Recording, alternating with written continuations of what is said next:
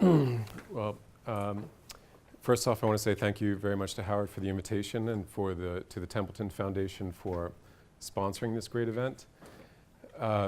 So already, I think I still accept most of what I have on this slide, but already because of Aranda's talk, I'm rethinking several of the moves I make here.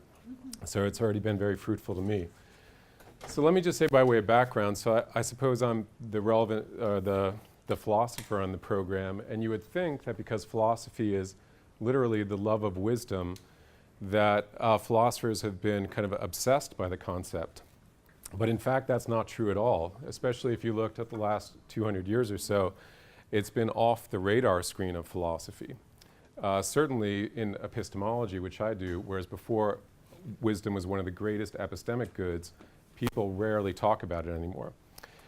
So as a graduate student, I was very interested in this. Why don't we talk about wisdom anymore? What is it about it? And I was thinking, I want to talk about wisdom. But then it seemed so daunting. And part of me thought, well, in order to talk about wisdom, I actually have to be wise. So that wasn't going to happen anytime soon. So I thought maybe, maybe at the end of my career, I'll start thinking about it. But then I thought, too, that that's just a mistake. And in fact, all of us have a concept of wisdom that we apply regularly. All of us have people in our lives that we think are wise and not wise.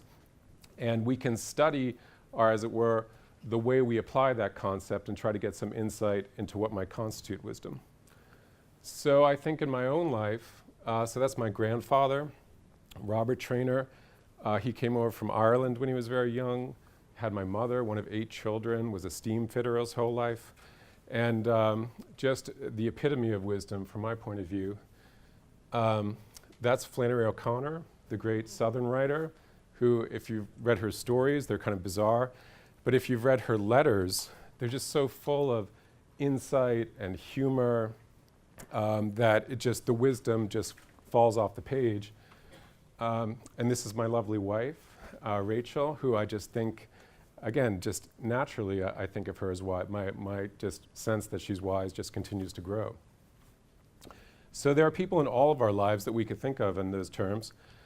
And I could give you just any number of people, more well-known people, and you automatically categorize them as wise, as less than wise, as kind of possibly wise. If you think you're not sure whether they're wise, I think what I'm interested in is what else would you need to know in order to determine whether they're wise. There are some interesting borderline cases like Machiavelli, who it's just hard to say. He was so shrewd, so insightful, but was he wise? If you don't think he's wise, then tell me why.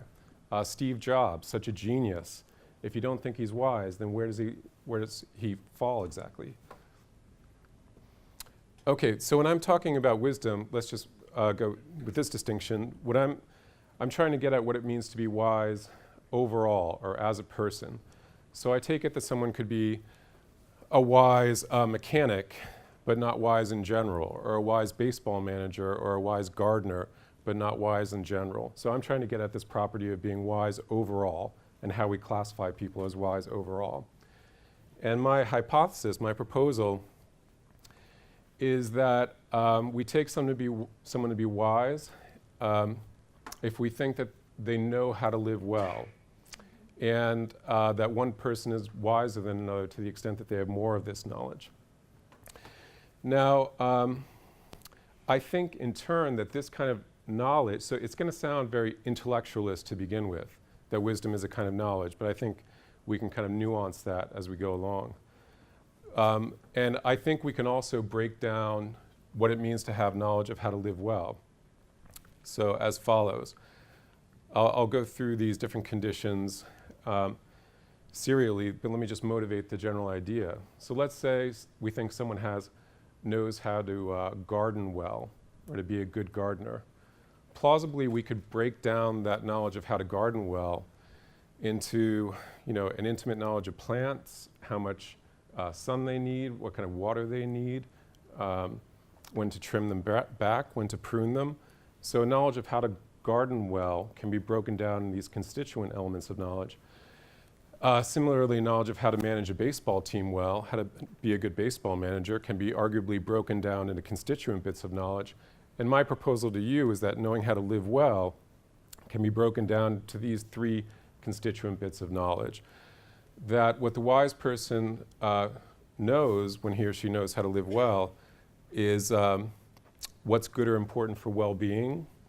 He or she knows his or her standing relative to what's good or important for well-being, and he or she has some knowledge of effective strategies for achieving or obtaining what's good or important for well-being.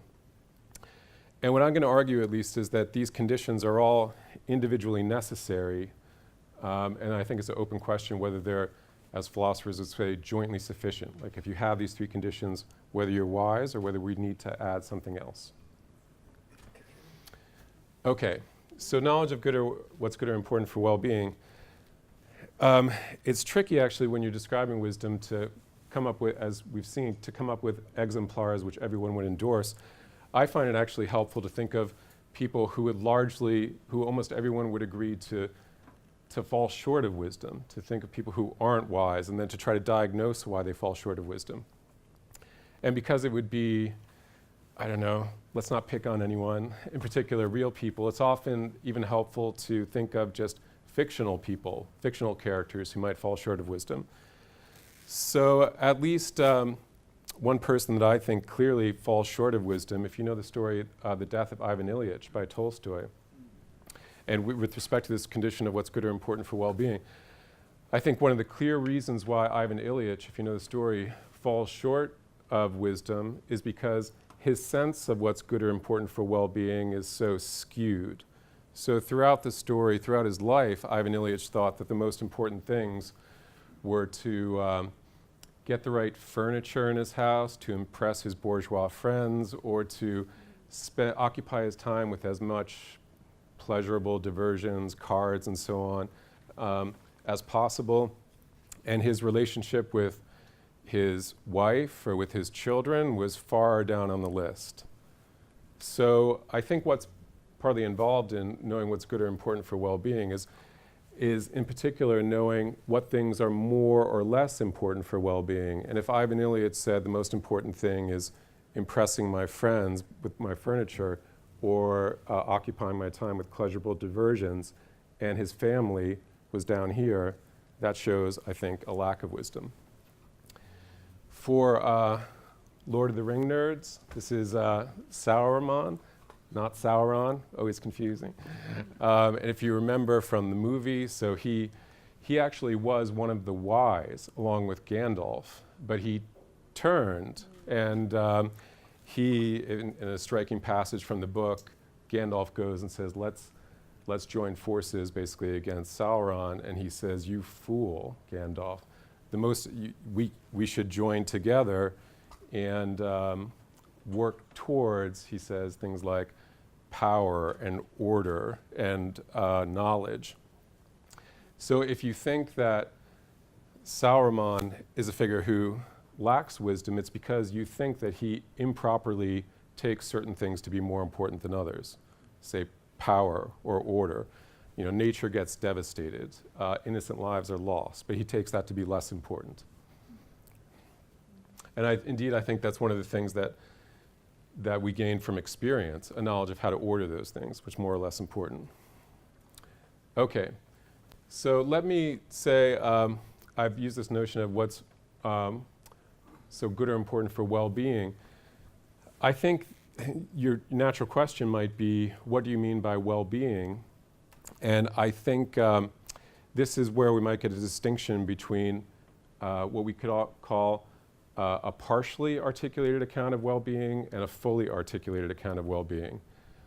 If I were offering you a fully articulated account, of wisdom, a fully articulated account of wisdom, I would tell you not only that the wise person knows what's good or important for well-being, but then in the next step I would say, and here's what it is. Here's what actually is more or less important for well-being.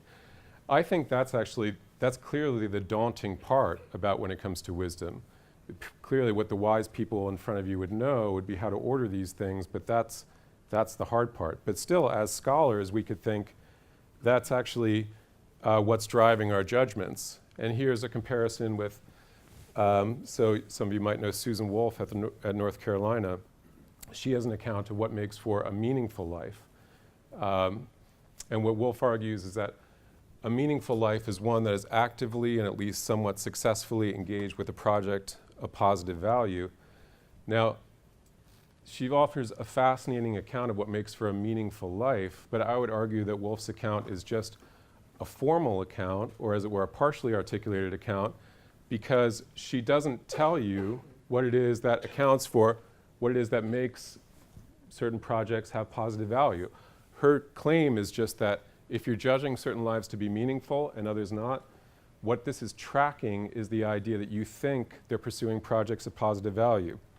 If you think playing golf, knocking a little ball on the grass has no positive value, you're going to say a life dedicated to that is not a meaningful life. If you find some positive value in that, you are going to say it's a meaningful life. So all Wolf is claiming is that your judgment of what's meaningful or not are going to sway with this judgment of whether you think a project has positive value. And I would say similarly with respect to wisdom, that it's going to sway with our judgments about whether you've met those three conditions. Whether you think that the person has, I see, do we only have like 1 minute? Okay, I'll blast through some slides. But let me just say, so Jane Goodall, I'll really try to wrap things. Jane Goodall, so the quote, if you have time to look at it, what she said basically is that even though, the kind of well-being that arguably matters can't just be your own well-being. It arguably radiates out. You have to be, the wise person has to be concerned with the well-being of the larger group or society. And the fascinating quote from Goodall says, it's not just the wider group now, it's arguably to be wise, you have to be concerned about the well-being of the group 7 generations hence. So the wise person is concerned about well-being, not just his or her own. It has to radiate to the group. And there has to be some sense of where you stand relative to what's good or important for well-being. And I think you have to have some knowledge of strategies for, as it were, if you think here's what's good or important for well-being and here's where you stand, I think we think the wise person surely has to have some sense of how to get from A to B. And there could be a very general sense. One of my favorite definitions of wisdom is from the Talmud, where it asks, who is wise? And the answer is the one who learns from all people. So as it were, this is a kind of strategy for achieving wisdom, for going from A to B, learning from experience, learning from other people. I woefully misplanned the time. How much time do we have, Brenda? It's done. Okay, so I'll leave there, and we could, I'll answer more in Q&A. I'll fill it out.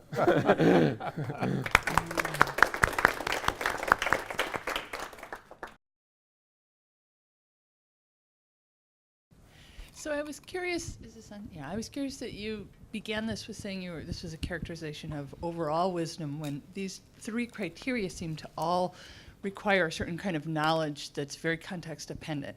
So it would seem to me that someone could be very wise at one kind of thing and be able to fulfill these, know what the goals are of well-being for themselves within that domain, and have meet the 3 criteria in each domain, but not, and that's going to be very different. So I've just wondered what you thought the overall part was, because you emphasize that, but the model seems to perhaps, to me, emphasize the other. Yeah, so I'm not sure what would have, so I think that could give you domain-specific kinds of wisdom. So what was your first thought, that it's highly context-dependent?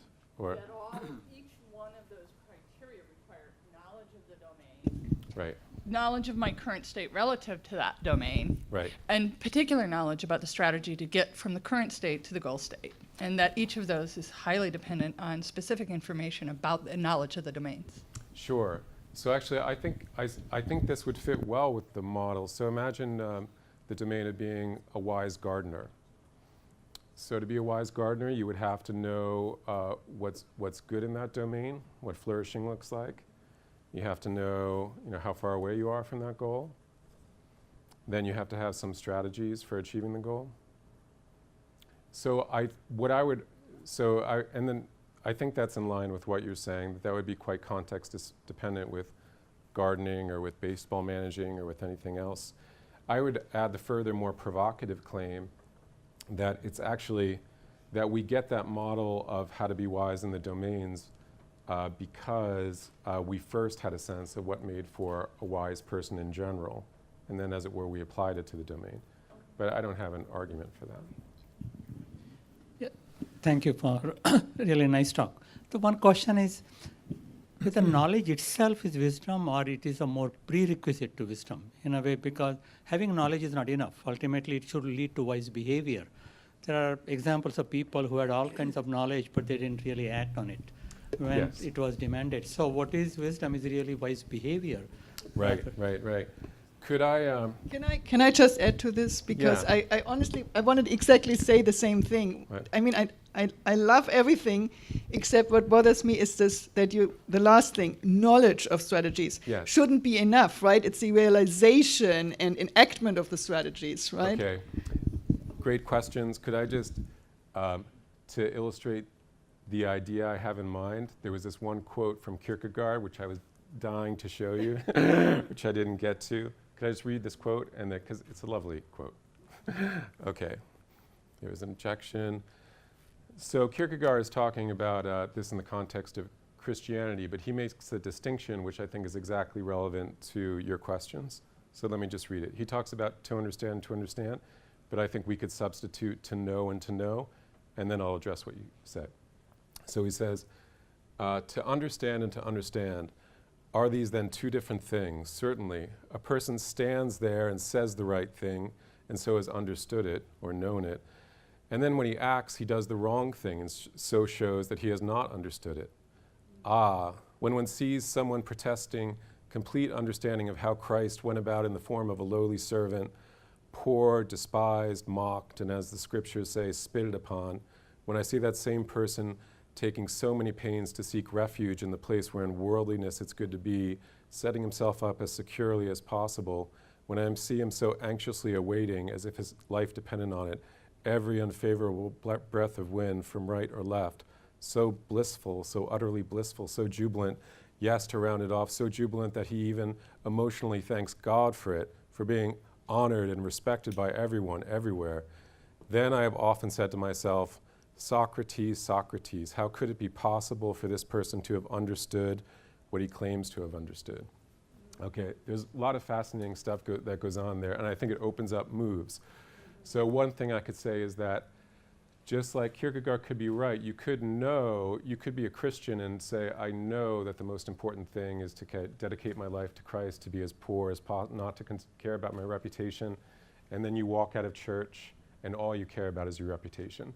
So one question would be, does that person really know what he or she claims to know? And you could say that what's required for wisdom isn't just that it falls off your lips, but you've internalized it somewhere. You've, as it were, emotionally taken it on. And arguably, it's that kind of internalized kind of knowledge that you would have to say, that I would have to say would be then necessary for wisdom. Yeah, Howard? So there's a book by our colleague Jonathan Lear where he talks about the notion of existential irony. Mm-hmm. And in fact, he's very grounded in Kierkegaard in a lot of his thinking. Yeah, I love Jonathan Lear's work. And so one of the issues in existential irony is he talks about the notion, we can use the notion of to be a teacher. Mm. So to be a teacher, we all are teachers, right? You go into class and you teach your class. But then he talks about this moment, kind of an epiphanal moment of recognizing that being a teacher in the classroom is not really all that it means to be a teacher. There's a experience that you're having something in the world. And so that pivotal moment, which is in some sense maybe when one connects the understanding with the understanding. Right, interesting. So that one realizes the discrepancy or the irony between the things one says one knows and the things one is actually doing in circumstances that are not stereotypical of the doing. Right.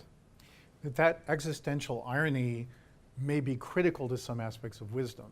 And so one way in which adversity and other kinds of experiences may be critical is in making that connection between the understanding and the understanding. That's fascinating. Yeah.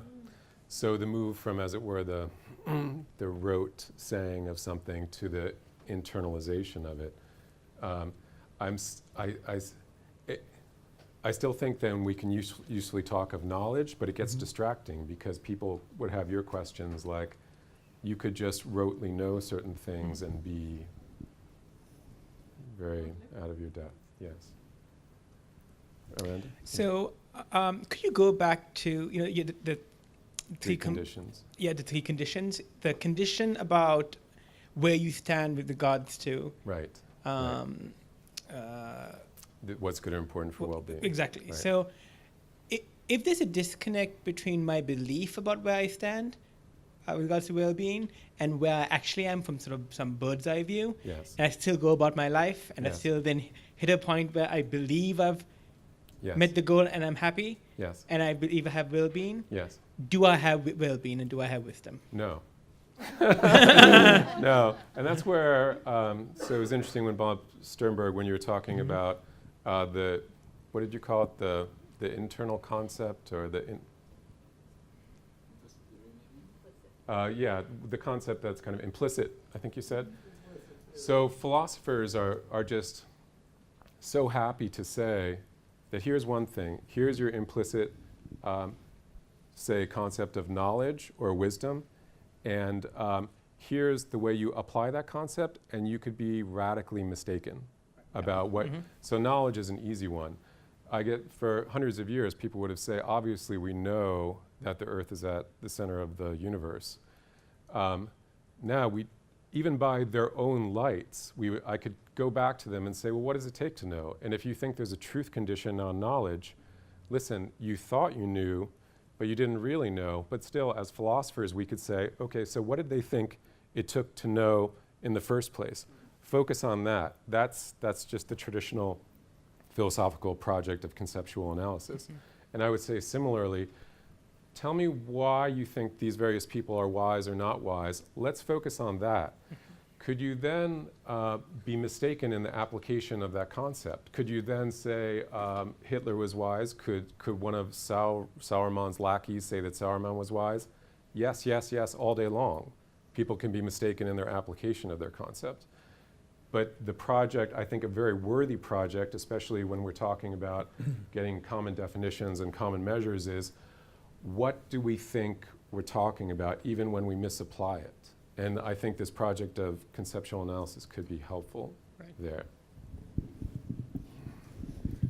Suppose that you have an ISIS soldier or some other terrorist, and he feels like he is not only does he have well-being, but he's helping to achieve it for others. So you may think that's foolish, and then he asks all his colleagues and they agree with him, and he asks the spiritual leader and he agrees with him, and he goes to whatever his holy book happens to be, and the holy book agrees to him. How do you ever get beyond some kind of infinite regress? There's no infinite regret. If it means that how do we achieve like infallibility in our judgments, that's not going to happen. We could, maybe one of the consequences of what you said is our plight could be to be mistaken. So one of the examples that I was going to raise to illustrate this second point was the craftsman in Plato's Apology. If you remember, Chaerephon comes back from the Delphic oracle and says, no one is wiser. Socrates says, surely that's crazy. And he goes and pursues other people to see what they know about wisdom. He admires the craftsmen because they actually, they know certain things, but they think that they know what the true nature of justice is or beauty is or goodness, but they're all mistaken. Now, one way to apply your question, could we be in the position of the craftsman with respect to this, our beliefs about beauty and justice and what's important in life? Sure. And then I'm not sure what to say in response. Does that mean we can never achieve wisdom? I don't think that follows. Does it mean that we can't say with certainty from, as it were, an internal perspective, whether we're wise or not wise? That might follow. That might follow. But the question is whether we would be lacking in anything if we didn't have this certainty from a first-person perspective. So, but this assumes that if you have the wise knowledge, you will act on it, a wise person will act on it. On the other hand, as a psychiatrist, and know of barriers that come between having knowledge and acting on it, even if you want to do it. Things like depression, Yeah, phobia, interesting. anxiety, Right. etc. So there, we can't really say the person was not wiser, he didn't have the knowledge. Yeah. But there were some barriers that were beyond his control, his or her. Yes, that's a good. Some philosophers have spoken about whether you could be a depressed wise person. That's one of the questions in the literature, and it's a fascinating question because typically the wise person, we think that's the kind of person you could go to for advice about how to live well. And I could imagine if you were, say, this depressed person, I would still come to you for advice. This is why it's a great case, because on the one hand, we think you're wise because you could give out excellent advice about how we could conduct our affairs. On the other hand, if you're not living it out, there's some part of us that wants to, I don't know, assent you. fully. Yeah.